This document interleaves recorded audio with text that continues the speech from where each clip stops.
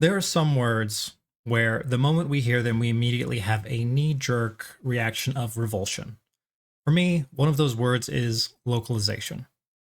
This particular topic is, sadly, brought back into our attention due to a few major events. First, the release of Metaphor ReFantazio, an amazing game where the English localization takes a number of liberties. Second, an interview with the creators of Dragon Quest, where they vehemently object to bending the knee to insane ideology. Start out with, I'm Ojiro. I have been working in the games industry for 15 years. If you've been here before, welcome back. And if you're new, you can feel free to subscribe for games related content. And I'm glad to have you here on the channel. So to start out with, let's start with the absolute bare bones basics. When we speak, we are trying to convey concepts and ideas to each other. As time goes on, our speech evolves so that we can have more complex ideas and concepts communicated to one another. When we have a language barrier, we rely on translators so that we can take those ideas and concepts, we can communicate those across language barriers as close as possible to the original intent behind those words. We have a book that needs to be in another language, we hire a translator. We have diplomats between countries talking, we hire translators. If we have a legal document that needs to be signed in a different language, you hire a lawyer that is familiar with that particular type of law, and then you hire a translator to have that explained as close as possible to the actual document that you're signing. These are pretty much the basics of language and communicating with other languages. However, when it comes to entertainment, there is this idea that that is inappropriate and that we need to hire a localizer to change the original intent of the word. And the common thing is, well, what if there's a joke that doesn't translate well? We'll fix it for you. Because of this, there's a lot of activists that end up infiltrating these particular jobs so that they can change the intent of characters and what they're saying to become better in their eyes at the expense of perverting the original work. This is a huge issue when it comes to localizing products, the cultural exports of Japan, games, anime, and manga, where the English localizers will come in, pervert the works, and then sell them to English markets abroad. A lot of the people that are hiring these localizers, there is a huge disconnect where they don't have the linguistic skills to recognize that these works are being corrupted in these ways, and they treat them as experts because they tend to have nicer titles like senior localization expert or whatever it may be. Now, one of the worst actors in this space that ends up coming in time and time again because she's so vocal about it is an individual by the name of Katrina Lewandowski. We would have the misfortune of hearing this name within the past week because this individual is working on a new title out of Atlas called Metaphor. She would go on to say something in regards to a lot of the individuals that call out this kind of perversion of the work in a short video. Let's listen to that just really quickly. Not only that, but when you're subtitling, everybody can hear what they're saying. And you have a lot of people, especially young people like millennials and Gen Z, who got really into Japanese through anime. So they started learning a little bit of Japanese. So they are very loud on social media when they hear something and they're like, wait, that's not what the subtitle said. These people don't know what they're doing. And it's like, no, you guys, like, you know, this is a skilled profession. We know what we're doing. We didn't change it to spite you in your Japanese 101 class. Like, this is actually what they said. You just don't understand the challenges of it.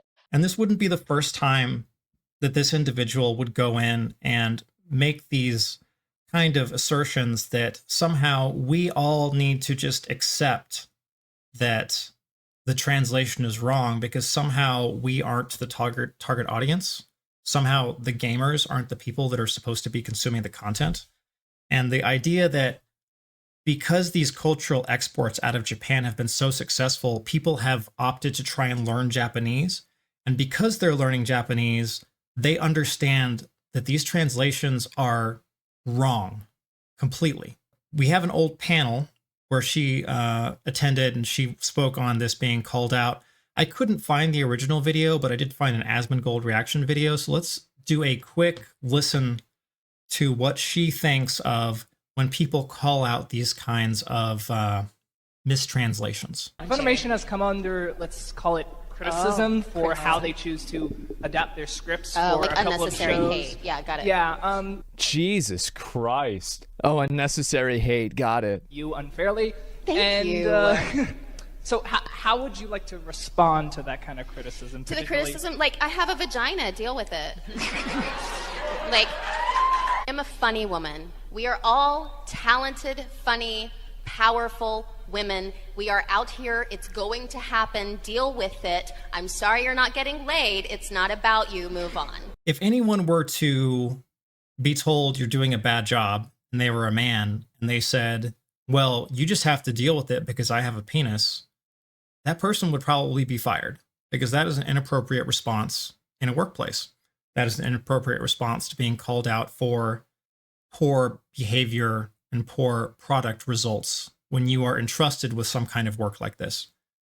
But somehow when it comes to activists, it doesn't matter. They can say all sorts of inappropriate things. They can make all sorts of wild claims and statements. And somehow they are immune to the logic of being told this is inappropriate behavior from a professional working in any industry. Now, this particular idiot aside, let's talk about a few common defenses that people online will use when they try and excuse this kind of unprofessionalism out of localizers. One of the big defenses is more recently that it is viewed as a front in the culture war. That by saying you cannot pervert these works and change them, what you're actually saying is you hate whatever group of people and that you're against the message and how dare you. There's a lot of threats of violence that come out of these individuals. Now, whatever your opinion is and whatever side of the culture war you stand on, you do not pervert somebody's work to fit any narrative, period.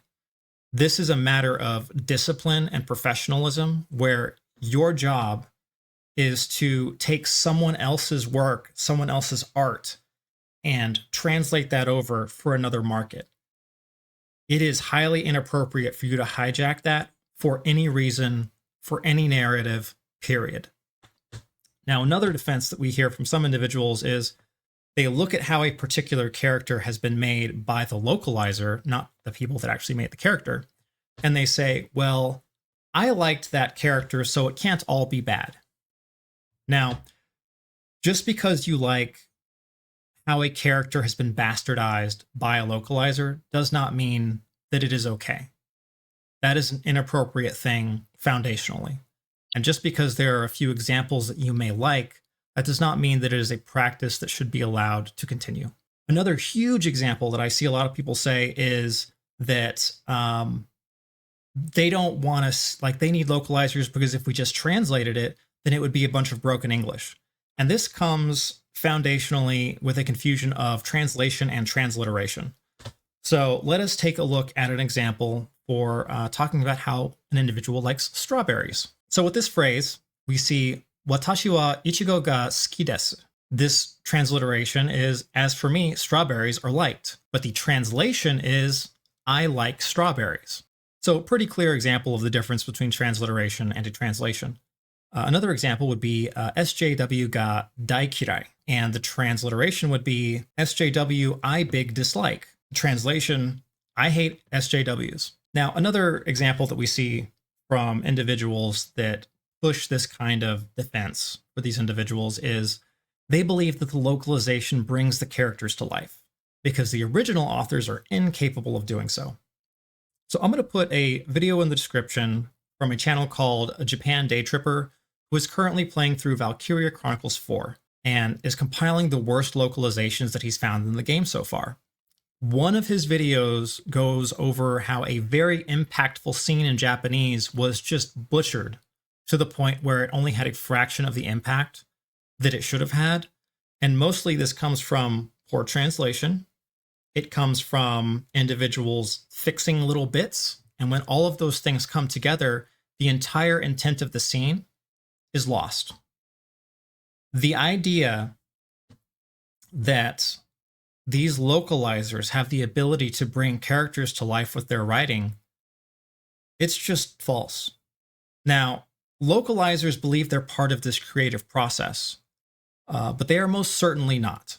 If these individuals were really so good at writing characters, they wouldn't be working to translate someone else's work. They would be making their own work. It is the duty of the translator to keep the original intent of the work as accurate as possible when moving it to a new language. Instead, a great many activists will flock to these particular roles and use this language barrier to completely manipulate a lot of things that people say. Another thing we see out of a lot of these activists is their push to censor things that they disagree with. So ideas, concepts, entire scenes that they think are offensive to whatever their worldview is, they believe it is their duty as the localizer to cut it out and not permit the Western audience from seeing these things, which is, again, highly inappropriate. Now, to look at Metaphor, which is coming out pretty soon, got like a 7-hour free demo. It's actually a really great game. I'm like 5 hours in right now. I plan on playing it more later. It's fantastic. However, the localization team would have a hand in reworking characters to fit the mold of whatever they desire. Helpful fairy helper? Gotta make her talk down to the main character to show she's a girl boss. Don't like how a character's speaking? Just totally rewrite it. Who's gonna actually check to see that this is actually what they said? Because who needs good dialogue when it can be enhanced by some nobody that couldn't write their own game to save their life? It's totally not a huge detriment for people that are playing with Japanese audio and English subtitles, where what you're actually reading is totally detached from what the characters are saying. There were a few cutscenes that I've experienced so far in the demo where I'm invested in the scene, and then suddenly I see what's in the subtitles and it tears me out of the experience because I have now recognized that there is this huge disconnect in what the characters are saying in Japanese and what the subtitles are in English. And I immediately know, oh, this is where some localizer went in and fixed it because they believed that they were better than the people that actually made the game. This is a huge unforced error on the part of Atlas by hiring, talentless hacks to handle localization. But let's shift gears here to talk about what happened at the 2024 Tokyo Game Show with the creators of Dragon Quest when they were asked about censorship. It's like 7.5 hour long video. It is massive. But there was one particular section that would go across social media where the interviewer would ask about the various censorship issues that we saw out of Dragon's Quest, covering up more skin, changing lines, removing the concept of gender because, oh man, heaven forbid someone knows what gender they are. I'm just going to play a small section and hope that Square Enix doesn't get super crazy and try and send takedown notices, but, we'll see how it goes. 欧米の方から来てるその宗教的な概念から来るその正教徒の考え方ってアメリカにあるじゃない。彼らのコンプラの考え方って本当ね狭い。こうもね、男女選べるんだけど、男女選ぶっていけないのね。タイプ1タイプ2なのね。ね。こういう男女って誰が一体文句言うんだろうと思うんだけど。そうね。わからないね。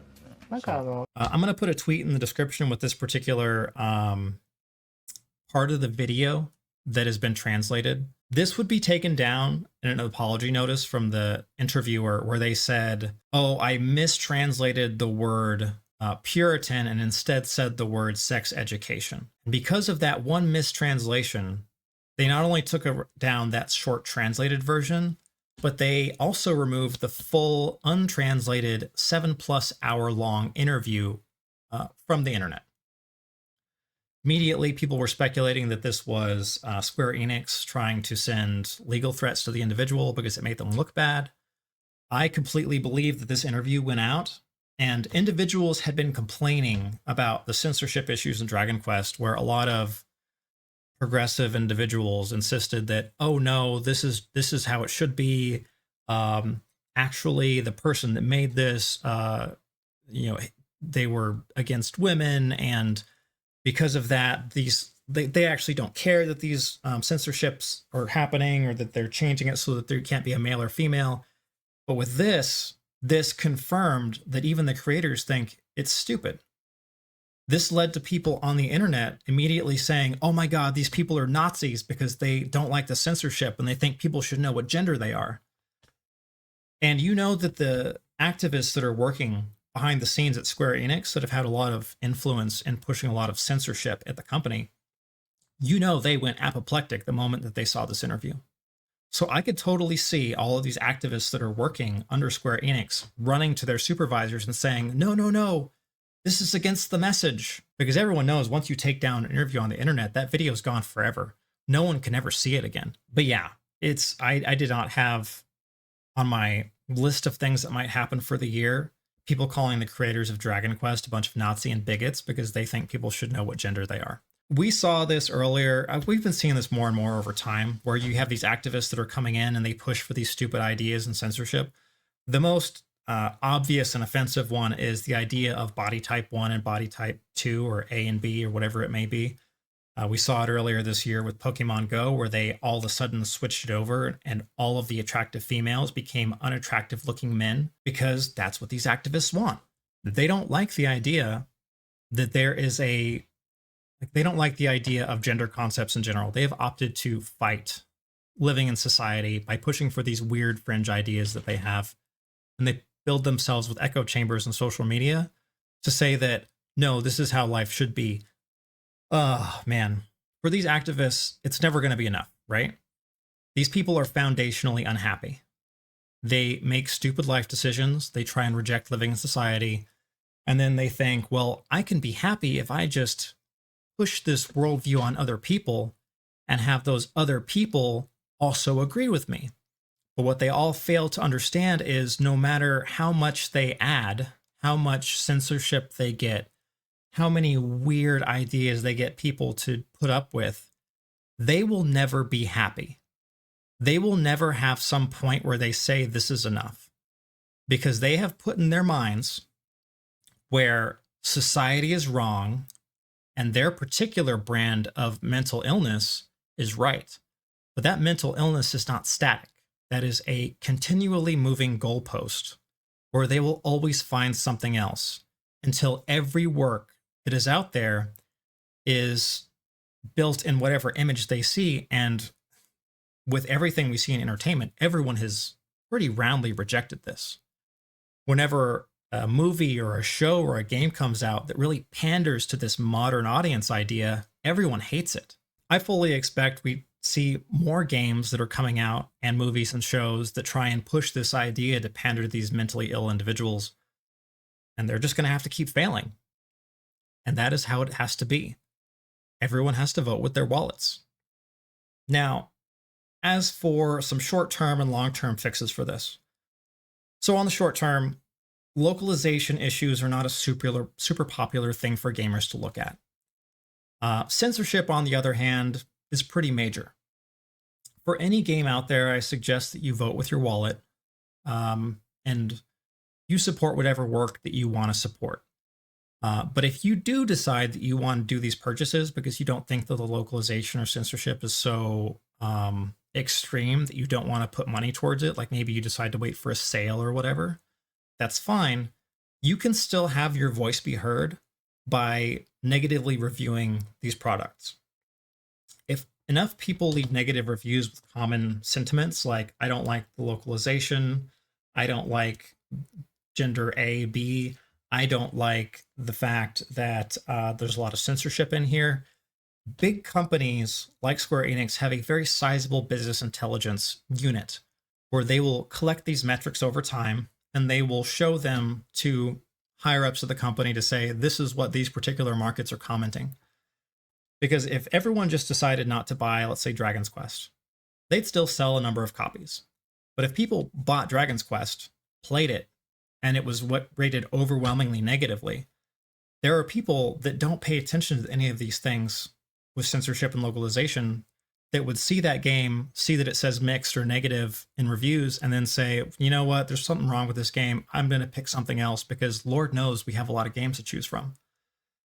So this is an extra avenue where if you do decide to financially support these products, you can still make your voice be heard. And if enough people speak in the same, with the same ideas of, we don't like this, this is not okay. Now, I'm not saying you should get it, review it, and then refund it, because any BI team is going to look at it and say, has this person played like at least so much time? If not, just ignore them, because we can assume that this is just not the kind of game for them. But if you see someone that has like 30 or 40 hours in, that's like, this game is dog shit in all these particular ways, that review has a lot more weight to basically everybody. I think the biggest issue that we can all get behind is stopping the censorship that these activists are pushing for. Because this kind of mindset that these individuals have, where they say they need to fix certain things for export, they are largely ruining these works as they leave Japan to try and fix it for the modern audience. Whereas, like, the modern audience could like fit on a bus. Like, there's fucking nobody plays those games. Everyone hates them. For a long-term fix, however, we are slowly but surely moving to having AI translate works out of Japan. Not having these roles for localization means that we'll have less opportunities for activists to come in and push their particular brand of stupid. Crunchyroll earlier this year started to do AI translation for anime subtitles, and we can hope that Netflix does the same, because the teams that they use are god awful. A huge benefit that companies are going to see when they start using these AI models is consistency with the writing and quick turnaround for translations. So you have the ability to write the entire script in Japanese, and then as part of the AI model running through and doing the translation, you can do multiple passes, like basically like in no time flat, to say, give me the whole game translated in this language, just depending on the processing power of whatever machine is running those translations. It's going to happen pretty quickly. There will be an issue where you can't just rapidly do those updates if there is a voiced line for a particular character, where they say something in Japanese, they say something in English. If you change this, like what they're saying for the subtitles, for the dialogue, you don't want that disconnect. But you can have that option to choose, hey, this is a voiced line, don't overwrite this. But as for a lot of the random text that you see throughout the game, where usually a character will make some kind of quip and then have just the text line play, you can fix those super fast. If there's some kind of issue in the model where it's not quite translating something right for certain phrases, just fix however that phrase gets translated, and you're done. Now, this is going to be a huge boon to getting these works translated as closely as possible to the author's original intent. And there will be a lot of people that complain about this switch. However, once it's done, no one's going to care anymore. That is just going to be, oh, all things are done like this from now on. And you'll have some people that are like, remember the good old days where we got to push the message through localizers? Yeah, I miss those times. But by and large, no one's going to care. People don't actually care about these localizers. As someone that works in games, people don't care about the game developers, especially when the game sucks. Basically, everyone's like, oh, you got a game out that's bad? Like, I hope you never work again and your family, like, withers away and dies, because, like, that's just how it is for entertainment. Now, once we get all of these localizer positions eliminated, that is going to be a significant reduction in the number of activists that we see. And that's not to say that all localizers are activists. There are localizers that are trying their best to keep everything to the original intent. There are some localizers that are there because they're just not very capable individuals and they can't get a job elsewhere. And this is just the career path that they have picked. And I do want to make it clear, my goal here isn't to decimate the localization industry, because to decimate something means to reduce it by 10%. That would leave 90% of localizers with their jobs. I want to eliminate 90% of localizers. And I want that last 10% to just be good translators that are there to ensure that these models are making sure that the work is as close to the author's original intent as it should be. It is not our job collectively to pay for people to do bad work. And no matter what industry you work in, if someone is doing a bad job, as these localizers are, ideally you just fire them. And this is a situation with these AI translations where you don't have to worry about firing individual people. You can do a huge swap to have AI drive a lot of this, and you don't have to worry about individually auditing the people to see if they're doing a good job. You just get to get rid of most of them and say, hey, you need to keep 4 people, pick the 4 best people that you get along with that aren't complete crazies. Then you pick those 4 people and the rest just leave. Give them whatever kind of severance. They can go back home to America. This is a win-win for everybody, except for them, but fuck them. I have no pity for those individuals. To use a line from Final Fantasy XIV, sickness must be purged. And localization that we have now is a sickness. Once we replace these fools and activists with AI, we not only get these better translations, but we remove a huge sector of activists that make it their goal to pervert these Japanese cultural exports with their particular brand of mental illness. And the less individuals we have working at these companies to push for their particular brand of crazy, the less of a chance we have with that particular brand of crazy impacting the works. Win-win for everybody. But that's all I have to say about this subject for now. Thank you for your time.